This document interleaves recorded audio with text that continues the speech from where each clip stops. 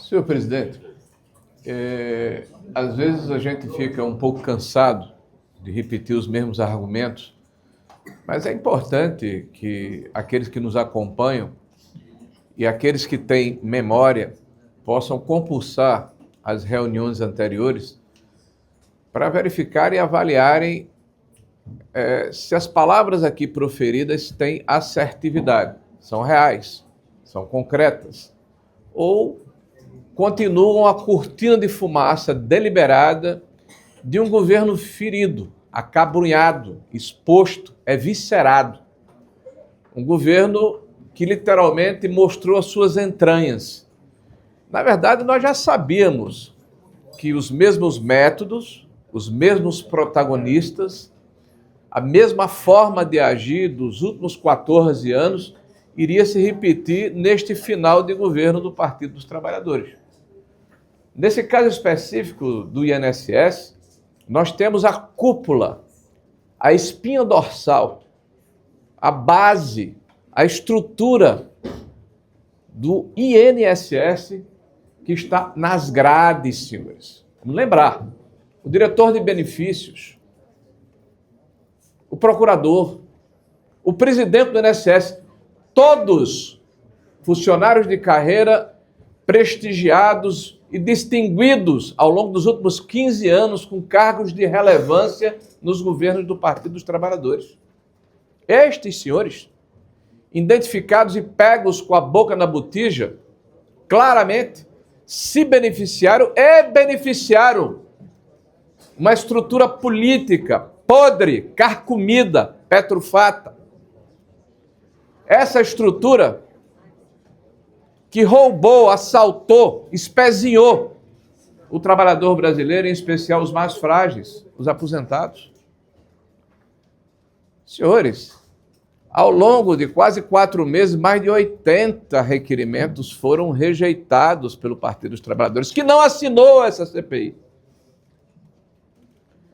que não quis a sua prorrogação e não quer a sua prorrogação. Ouvimos há pouco, inclusive, um dos seus representantes falar nos seus estertores, no final, não, nós queremos a prorrogação, porque apenas a primeira página foi aberta desse livro que mostra um quadro horrendo, que são justamente os descontos associativos, que graças a Deus, e apesar dos esforços do PT, foi sepultado. Agora, vem os consignados, e aí nós temos um outro cadáver a ser exumado, que está fedendo muito, porque ele começa no centro de onde o PT é mais forte, que é a Bahia.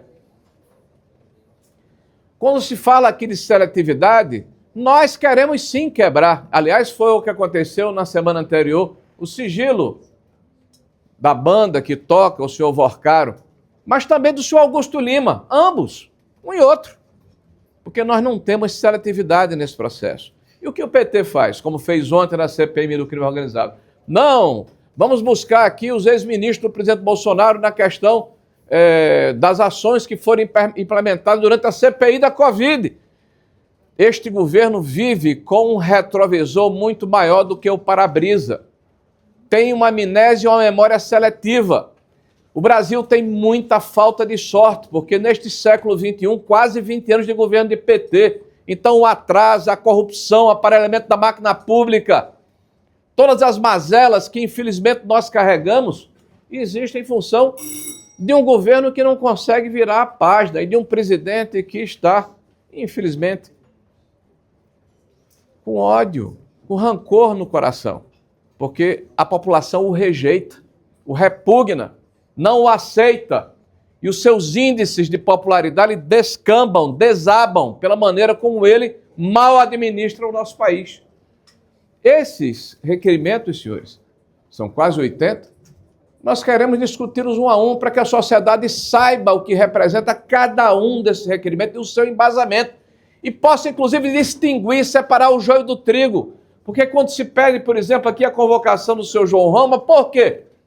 Se ele sequer é sócio da empresa ou é funcionário da empresa, como um mero gesto retaliatório. Vamos fazer a discussão. Estaremos, inclusive, dispostos a votar favorável, mas vamos discutir para as pessoas saberem. E por que não querem convocar os demais? Por que não querem quebrar o sigilo dos outros?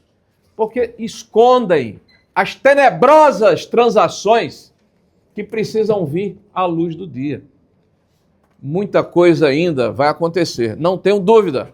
Apesar dos esforços, serão debalde.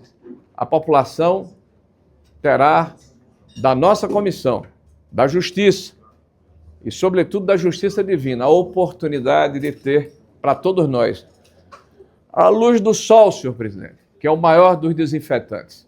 Então, peço a Vossa Excelência que rejeite o pedido de votação em globo e que nós possamos fazer a votação de 1 a 1. Para defender